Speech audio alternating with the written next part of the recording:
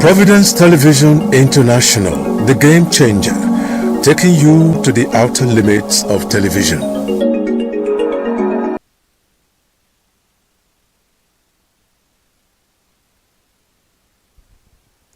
Welcome to the program Newspaper Analysis on Providence Television International. I am Wike. And I am Emmanuel Igariwa. Welcome to the program.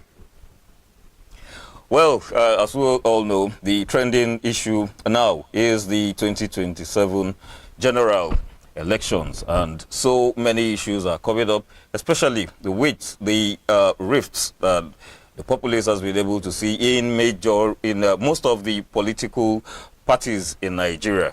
We will go first because our first story will be a combination of two stories to actually look into one political party, the PDP. Let us start with the Punch newspapers. PDP faction declares Jonathan presidential candidate in absentia. And then we will go down to the Vanguard newspapers, where we have Lagos PDP faction suspends Bode judge, 23 others. Honestly, every woman in Nigeria should be dumbfounded in all of this. It's very sad, it's very, very sad indeed, that a particular political party is in disarray prior to the election and within the primaries. I think that something needs to be done by PDP, otherwise it might just go into extinction from the way things are going. Because right now we have two factions, and a house divided against itself cannot stand. That is obvious. PDP right now is divided against itself. We have the Turaki faction and we have the Wike faction. That in itself is an anomaly for a major political party like the PDP. And this is the eve of the election, for instance. I'm talking about the eve, I'm using the word eve metaphorically, because it's just around the corner. Now, what is even more amazing is the fact that a former president of this country has been picked in absentia by a faction. If he was picked by the totality of the party, that would be a different thing. But by a faction, that in itself is not just laughable, I think it's a comical relief for people who want to see the other side of what we are doing. Now, the Turaki faction has picked Jonathan. The man they picked is alive. He's not hospitalized. Exactly. He's not out of the country, to our knowledge. And yet, they picked him in absentia. Unfortunately, the Electoral Act is a bit evasive when it comes to this. Okay, now, the point I want to stress is that why must we have him in absentia? Okay. Because normally, when you pick someone to be a flag bearer, to be a party's flag bearer, he should be happy about it. Definitely. He should be very happy. He will raise up his hands, he will raise up the banner of the party. Yes, I'm coming on board. Jonathan is not doing that. He's just been silent. And meanwhile, maybe about a week ago, some of his lieutenants were saying, look, our principal is not going to contest. Jonathan himself has not said anything about that. And in one of my books, I said very copiously that leadership is too precious to be left for the unprepared or the unwilling. Jonathan, for now, is unwilling, is even unprepared. So why is PDP going to force him on the party and on Nigerians? It just doesn't make sense to me.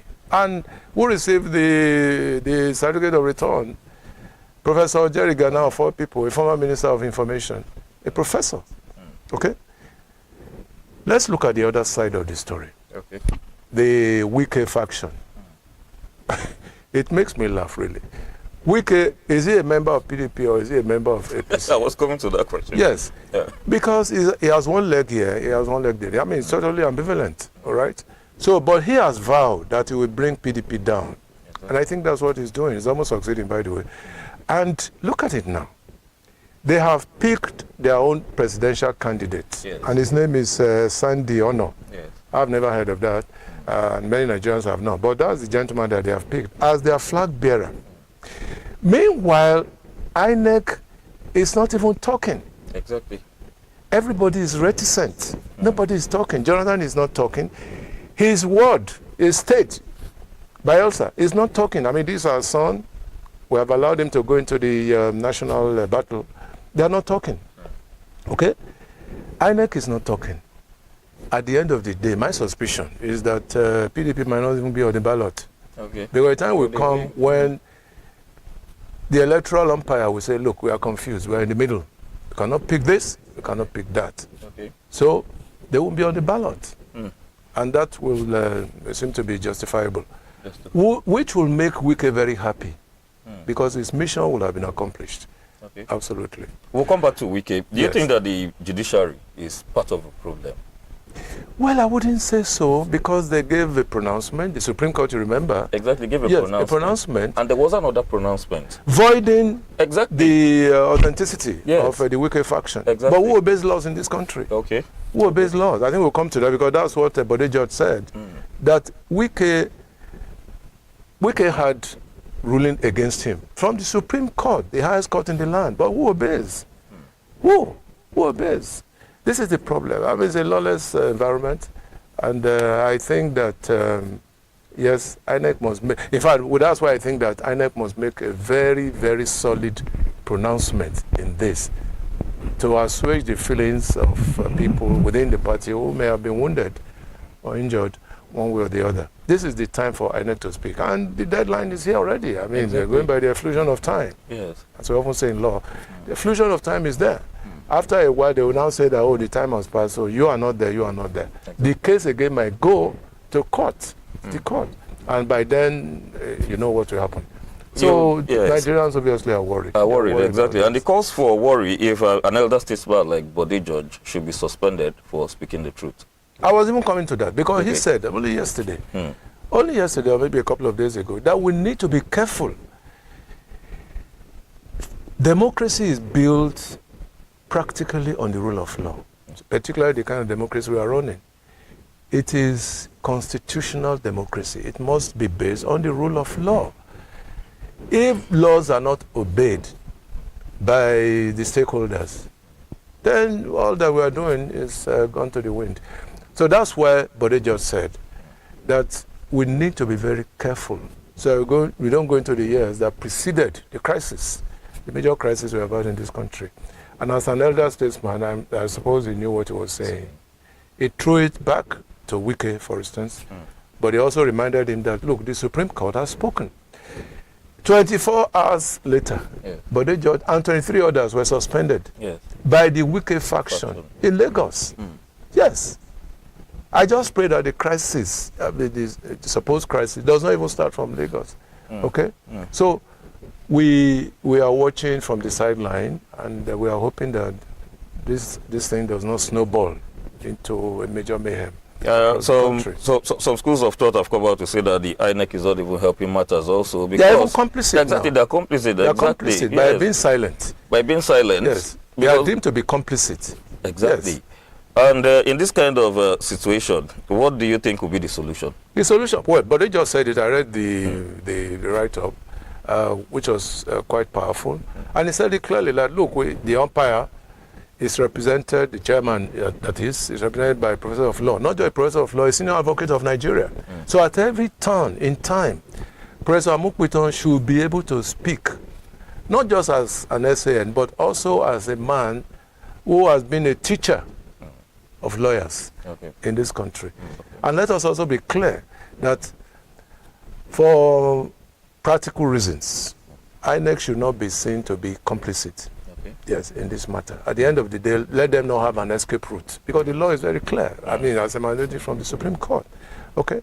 So we have a dilemma on our hands. And why it is so worrisome is that PDP used to be the major opposition party. Okay? Now they have been relegated.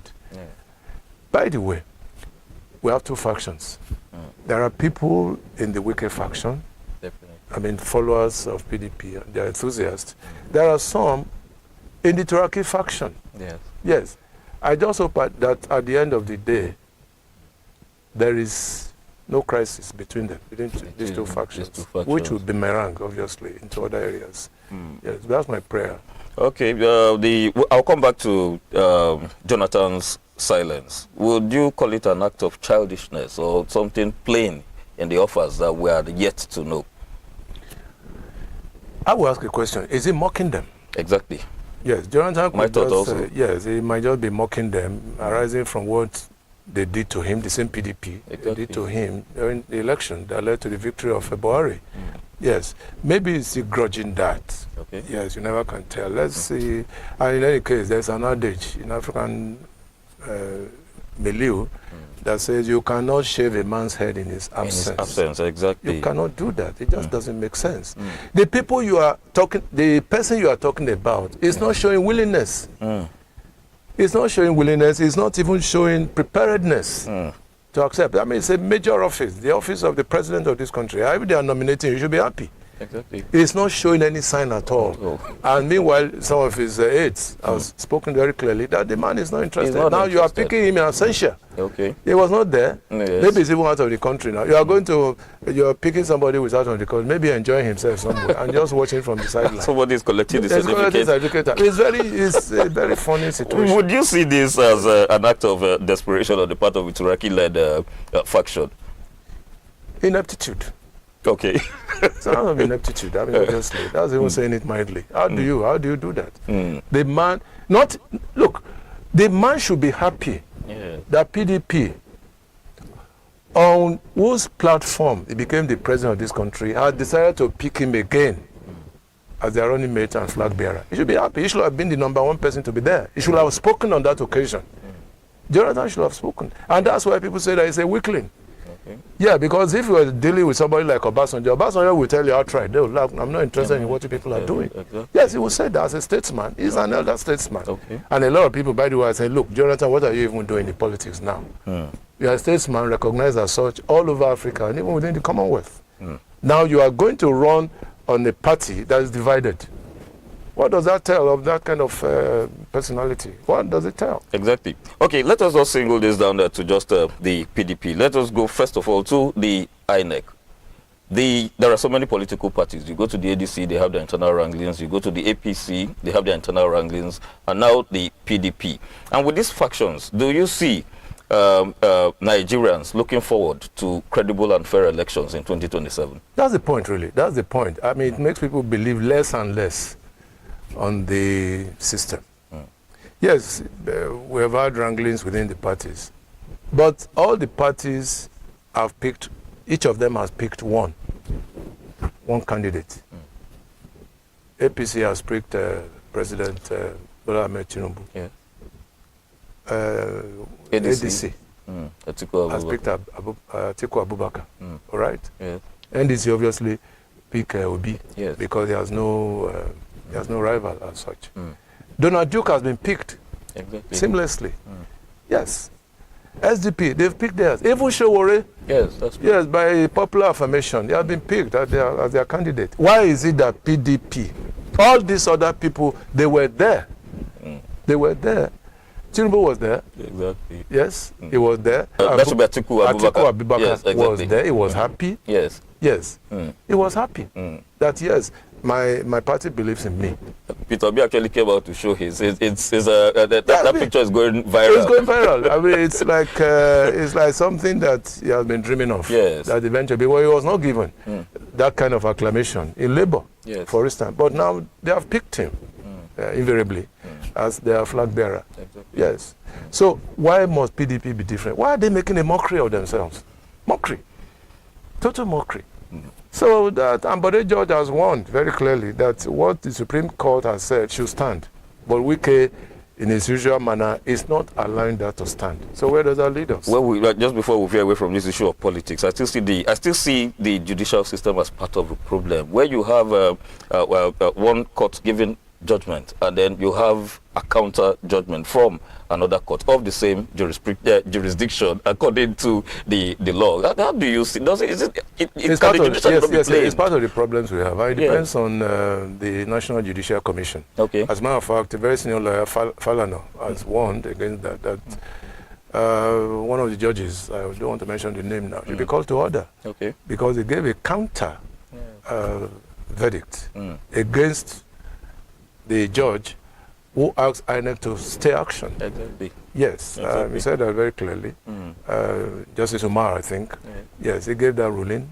And we thought that INEC should have appealed. Yes, Honorable Justice Omotosho should have waited for the appeal from INEC, because they have not appealed the judgment, for instance. Then why rush into the counter thing and all that? And it has been the bane, one of the major problems we've had in the judiciary in this country. And that's why people are saying, quite frankly, that the judiciary must purge itself of all these anomalies, you know. And the onus lies on two people, really, the Honorable Chief Justice of the Federation. And she has warned very firmly that they will look into the activities of some judicial officers. Remember, we carried this on one of our newscasts. Exactly. She's one of them. And then, of course, the National Judicial Council. She will speak out loud and clear. Yes, judges are not beyond they are beyond redemption. They can be redeemed. They can also redeem themselves from themselves. Exactly. Yes. Well, on the 2027 election, there is this other question that so many people are asking. By the year 2027, are there going to be Nigerians who will be voting? And why are there these concerns as regards the spate of kidnappings, banditry? If we go down to about 2 weeks ago, it went to the height. It went to the height, actually, where kids were kidnapped from a school in Oyo State. We'll take the next story from the Guardian newspapers, where we have banditry, kidnapping, cast shadow over safe school initiative. They say Nigeria was not worried. That Nigeria must be insane about what is happening in this country. I mean, in matters relating to insecurity. Yes, because the Oyo State is not even the latest. It's just that is the most disheartening at the moment, because after the incident in Oyo State, some others elsewhere. That's true. Yes. But we are concerned about Oyo State because kids were involved. Yes, a little toddler, 2-year-old, was involved. A teacher, a mathematics teacher, was beheaded. So sure, I mean, we can't show that now because the picture was quite graphic. We have to follow professionalism. We cannot do that. But he was beheaded. Okay, the principal, the woman, I hope we have the picture. She was wailing and wailing and wailing. Exactly. Yeah, that the federal government should come to their assistance. They are still in captivity, by the way. Surprisingly, the bandits are talking with they are saying things that is the government or the governor that they want to talk with. They even have the effrontery. They have a choice as to who they want to talk to. That's the level of depravity in this country. Yes. And a friend of mine, he called from the US the other day. He said, he's a Nigerian, by the way. And he said, look, Nigeria has become a bandit country. You know, it's a terrible appellation. No, I wasn't happy about that, but that's what he said, a bandit country. Because every day you are hearing stories of banditry, of kidnapping, all sorts of things. What has come over this country, for goodness sake? Election, people are involved now in election. It's election over every other issue. That's true. Yes. Over every other issue, and that shouldn't be. Exactly, that's why I asked, are Nigerians even going to be there to vote during the elections? With the spate of the level of insecurity, how many Nigerians will be left to vote? And even at that time, how many of them would have that freedom to say, oh, let's even go out? We've not started talking about electoral thuggery and all that. Well, it has always been there with us, thuggery, arson, and all sort of things. I think organizations like NOAA, should have the front burner of their activities. They should enlighten the public properly. The media also should do that, and we'll continue to trumpet that, by the way. And I think that, yes, there are fears, very palpable fears, because who knows? The election of 2027 will be like no other, because there is desperation across board. Yes, whether it's Party A or Party B or Party C, all they are looking forward is, I must be in Aso Rock, you must be in Aso Rock, the other fellow must be in Aso Rock, come 2027. Yes, that is what is happening at the moment. But my pain really is that everybody is jettisoning, I mean, this whole idea of trying to protect the citizens of this country, to the detriment of our well-being and our wellness. Yes, that's what is happening. I thought by now the authorities that be should just speak less of politics and tackle insecurity. Because, I mean, look at the school in Oyo State, for instance. Yeah. You know, that was terrible. It was very disheartening. Yeah. But it happened. Exactly. It happened. And it's too bad. It's too bad because the people are getting more determined.